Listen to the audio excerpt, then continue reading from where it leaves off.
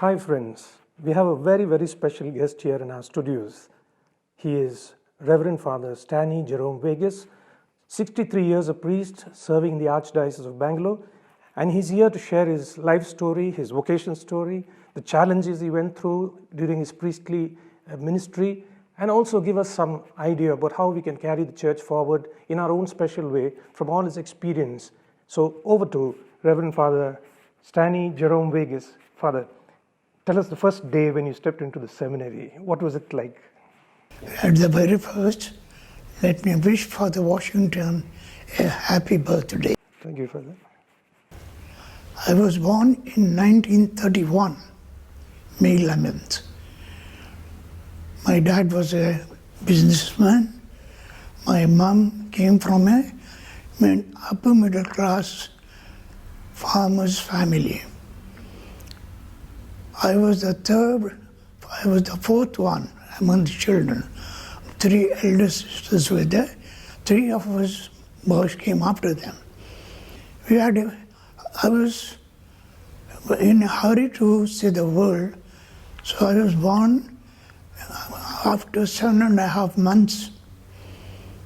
So those days there were no incubators.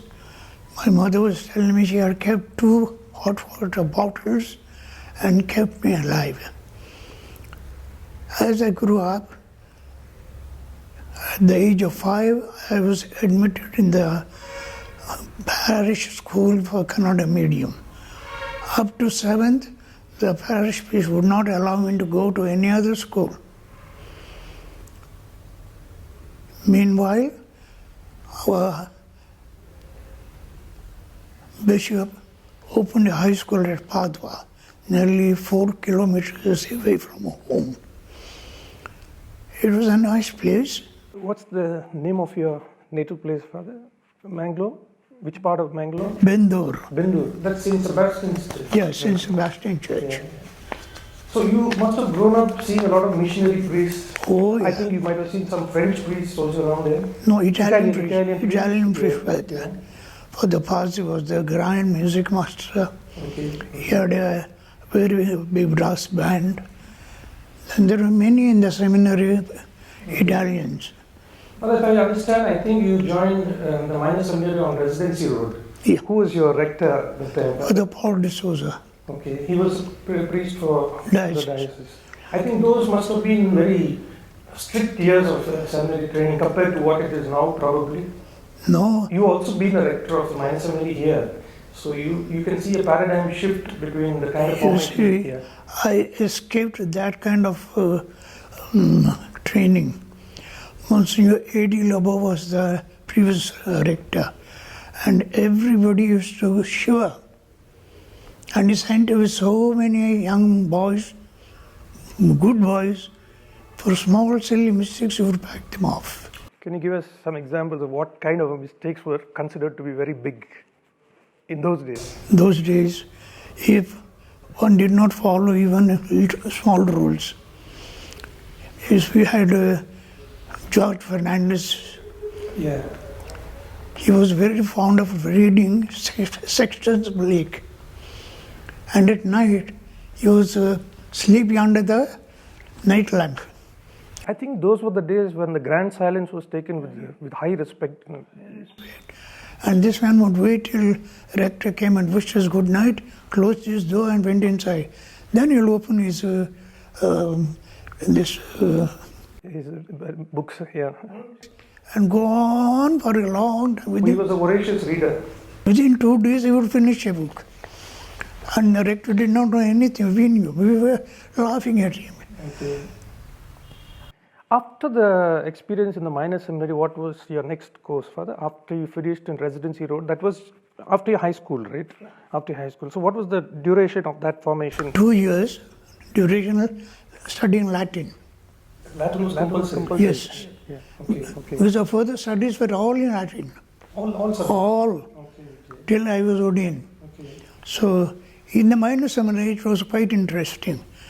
In the things we had to bring, there was shoes, pant and coat, hat. We had to wear a hat. Hat that police hat, Okay. thick rim. Okay. And whenever we went out for a walk, we have to go with this. You all had some kind of a uniform that you had to We wear? could use any coat and pant, Okay. but hat was compulsory. Okay. It was part of the... Yes. Yeah. So when we went for any Sunday walk, we had to go in line. Okay. No question of going alone. Okay. We used to go in two lines and go to a place, come back. And the language rule was English. Everybody has to speak English there. Okay. During the holidays, Antapa used to stay back. And A.D. Lobo was very fond of playing cards. Okay. Antapa had not played cards earlier. So as they were playing, if he made a small mistake, he would say, "You are a bucker." Father, can you take us to one memorable moment that you had in the minor seminary which you love to remember? Something which our listeners and viewers would like to know. Were you caught for anything in the minor seminary? I was too quiet a boy, Okay. too quiet. I was a secretarian. That was supposed to be a very high position. Okay. Whole chapel service, everything was in my hands. Okay. So I was allowed in the rector's room. So it was a nice time in the... I remember the hockey game we used to play. You're a sportsman? You used to play? Hockey, we had never touched the hockey stick. Okay. Nor Antava has held the hockey stick. And when we were playing, there was one, Paul Lobo, Yes. who became a priest, died. He was a state player. Okay. And that fellow used to play mischief. Since we were ignorant of the game, we used to take the ball, and instead of hitting the ball, he would hit our legs. Okay. Father, 63 years a priest. You've seen maybe many popes. You've seen many archbishops and bishops. Yeah, 6 archbishops. And then looking back 63 years, you've been in very strategic places in the diocese. You've been in the shrine. You've been a rector of the seminary in charge of formation. You've been in some of the best known places in Bangalore. But looking back 63 years, Father, and looking at priesthood today, so suppose young priests are listening to you right now, or those who in the formation preparing to become priests, what do you like to tell them, Father? From the kind of challenges you faced, from the kind of struggles you might have gone through, and I'm pretty sure, 63 years you might have gone through a lot of challenges, and those were the difficult days, actually speaking. So what do you like to tell people like us? So I would like to tell you first my experience in the seminary. One incident. I was good at decorations. I see. The whole decoration of the seminary for nearly 5-6 years were in my hands. Okay. For any occasion. I was the only one allowed to go to the father's garden and do any work there. It was out of bounds for the seminarians. Okay. So for my ordination, we had to get the dismissal letter from the diocese. Yes. All the deacons got their letters, they started printing. I did not get. So I was wondering what happened. Then one day the letter comes from the Archbishop. Get him examined by one doctor. So he got me examined by one doctor, sent the report to him. I was going to the rector every day to see what has happened. Again, next letter came. Get him examined by 2 doctors. So that was done. Then again no letter. Then one more letter comes, send him to Bangalore. Okay. Bangalore just sent me to Martha's. And there was one army doctor, Dr. Pinto. We used to be terrified of him even when we were in Bangalore. So they sent me to him. He tested. He said, you can go. So I said, you go back to the seminary. So that time, after that, I used to go to the rector every day to see whether any letter came. Then the rector said to me, you don't come to the office again. I will come and tell you as soon as the letter. Who was the rector then? That time, Father Chaco. Okay. First rector was Father Lawrence. Okay. Father Chaco was a mild man. Father Lawrence was a stiff. Archbishop was afraid of him. Father, can I zoom in and go back to the day of your ordination? What kind of preparation you made for your ordination? You see, to prepare, first thing was my mind was not clear. I didn't get the permission. Okay. And then finally the letter came. Okay. Then I asked the rector, why all this nonsense of prayer? He said, no, man, I wrote to the bishop that you're very good in delicate work. So he understood that you are delicate. Oh. So all this happened. Now you go and prepare. I prepared everything. Who ordained you? Which Archbishop for Pathakamari. Archbishop? He was the first bishop Yes, for Bangalore. Bangalore. So he ordained me. Ordination itself was very interesting. Because those days, during the ceremony, there were some master of ceremony, somebody had to carry their shoes in a white shoes in a tray and present it to the Archbishop, change his black shoes into white. And then the priest was assisting him was for the Guillaume. He was a little nervous Frenchman. For the least mistake, Archbishop would pounce on him and would become more and more nervous. So a lot of things have changed over the years. Oh, yeah. The kind of liturgy, Yes. the kind of the ceremony. Yes, everything is changed. Yeah. Father, what's your, going by your vast experience, you've been in very strategic places. As I said, you've been the director of the orphanage, and I feel that your heart was very close to the orphanage. And you've been in very big parishes. You've also been in rural places. How do you want priests to look at their priesthood today, Father? Especially the ones who are preparing for priesthood and those who are just a few years a priest. Going by the kind of changes that you've seen over time, the kind of scenario we have now, a fast-moving world. See, after ordination, I was posted to Begor as assistant. There were no buses, nothing. We had to cycle from Bangalore to Begor. From Begor to Edvanal Adgunanalle. That's more than 20 years. So those were not the days of four-wheelers. No. From Begor to Edvanal Adgunanalle, we had to cycle down, carrying out dinner and a toast for the morning breakfast. If I understand correctly, from the day of your ordination, the Bangalore diocese was too vast, geographically very vast. So there was a lot of traveling to be done. So priests had to travel from place to place. What kind of challenges you faced during those days? God. I see. Okay. My rector, he was the parish priest of Harobala, and he used to come to Bangalore by Bullock. Okay. There were no buses that time. Okay. After Begor, at Edvanal Adgunanalle, we had no toilet. I was telling Father about one incident. There was a nun doctor, a French doctor. She used to come there for a Sunday ministry, medical ministry. One Saturday it rained heavily. They had no toilet. They had to go to the menu of it. This doctor nun went there. They did not realize the whole ground was wet. She slipped and fell into the menu pit. You can imagine up to her neck there was cow dung. Some people came running and lifted her up, wrapped her in a sari. She didn't have to use a sari. Wrapped her in a sari and put the palla on the head. She was struggling to manage. Came for communion. Father Rana was the parish gone there for mass. So as he was giving communion, he saw some white face. Who is this new person in the village? So we finished everything.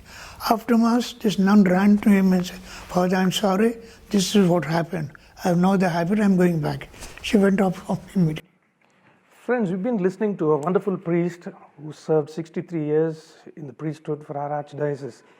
And I'm going to ask Fr Stany Veigas, what was the most challenging part of his life as a priest?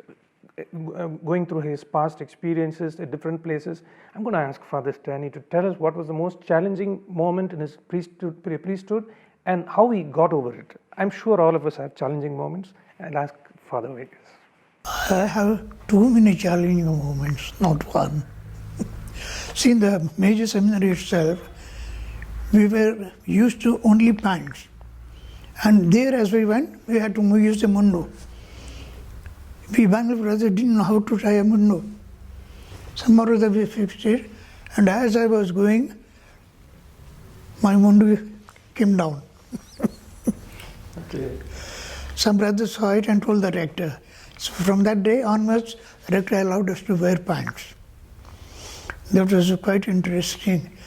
That way we carried on. Father, you've been in many parishes.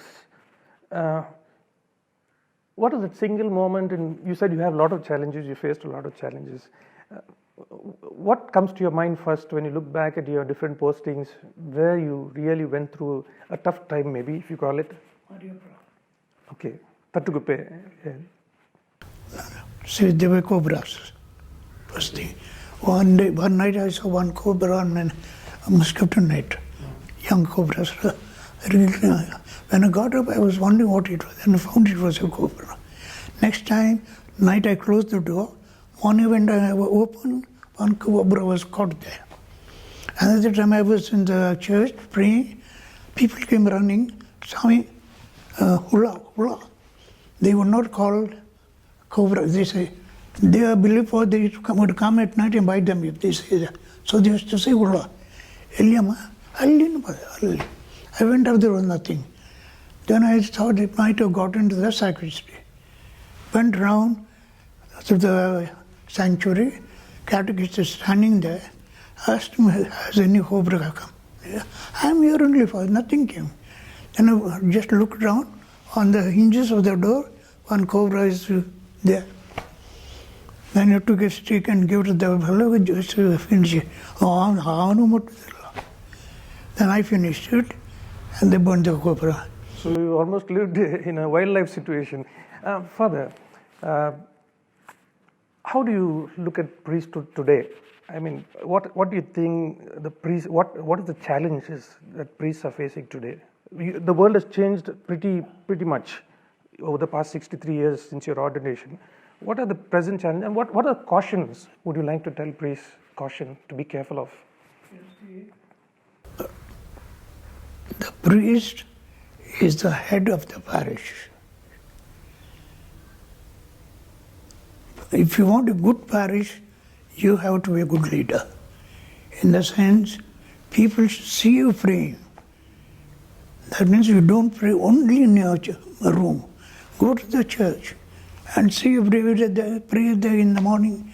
That impresses the people more than your preaching. So you're suggesting that people should see a priest? Yeah. They expect a priest praying. They expect a priest to be loving. They want him to come and visit them at least once a year. All these things are missing. We never had any luxurious cars. We never had motorcycles.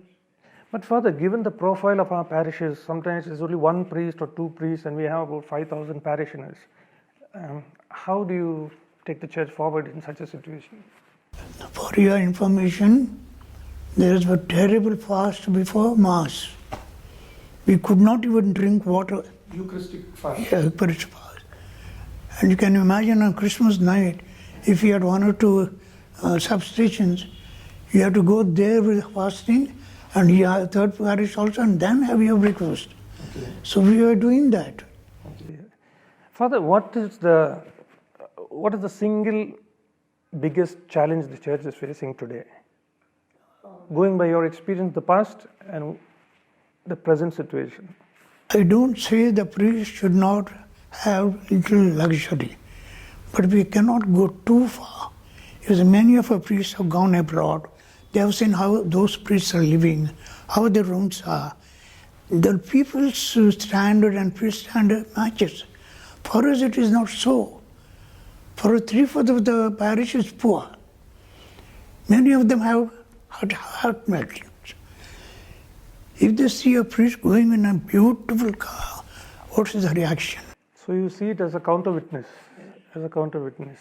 Okay. Father, it's been wonderful talking to you, knowing about the challenges that you faced over the past 63 years. And of course, you have happy, fond memories of your seminary days and your formation. I'll just conclude with this request. What do you want to tell young people wanting to join the seminaries? You've been a rector of the seminary also. You see, if God wants a person to be a priest, even if he is not willing to join, he will bring him in. And if the mother says to a boy, you become a priestman, you can't do any other work, you become a priest. You can have a nice car, everything within a few years, become a priest. That kind of vocations are of no use. Unless during the course of the training, he changes his outlook.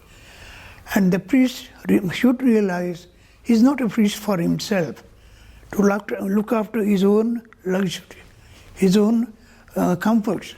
He is first for the people. If the people find that he is our priest, they are with him. So the discernment process is a lifelong process, right from the formative years all through your priesthood. On a closing note, I'd just like to ask Fr Stany Veigas his experience at the shrine, Infant Jesus Shrine, a very famous shrine in Bangalore Archdiocese. What was his experience there during your tenure? I found the shrine was attracting people more and more. After a few years, 2 years or so, the chief editor of Taranga, the Brahmin paper from Udupi, the editor came to me. He wanted to know what's happening there. I took him to the museum. He saw the whole place. He was so happy. Then we went. Before that, the chief minister was Devagowda. He had given us a silver crown. And somebody else had given a gold crown. So when these things happen, we had the largest slum in Bangalore, LR Nagar. Largest slum was opposite the church. And there, once it rained heavily, the water entered the houses and the people didn't know where to go. So I brought more than 100 families to a parish hall, kept them for 2-3 days, fed them free and sent them back. Then they had a connection on the road to the slum, only a granite stone. And during that rain, the whole thing collapsed. So they had no way to cross across except wade through that dirty water. They told me that, because if they complain to the corporation, they will have to wait till they ask for a quotation. This was around which year? 83 or so. Yeah. Then I told them, don't worry, I'll see how much it costs. They said 300 or 400 rupees, we can run it. Go ahead. They finished it nicely and they were very happy. So this kind of work attracts the non-Christian more than anything else. Your preaching will not go wrong. And we had another permanent permission to put on the mic on the tower early in the morning, 5:30. The day's gospel were read, each day in different language. Then a hymn was sung, and it was going on. So the whole area could listen whether you want it or not. That was a better way of preaching than preaching inside the church. But after 2-3 heads, he cancelled it, saying that disturbed my sleep. Father, thank you so much for sharing all your experiences, especially on the last note about your experience in the shrine. And dear friends, it's been wonderful talking to Fr Stany Veigas, as he's fondly known, and I'm sure he'll keep us in his prayers and pray for the growth and expansion of the ministry of priesthood. And thank you so much, Father, once again for being with us and for sharing your lovely message and inspiring us. God bless, Father, and keep us in your prayers, Father. Thank you.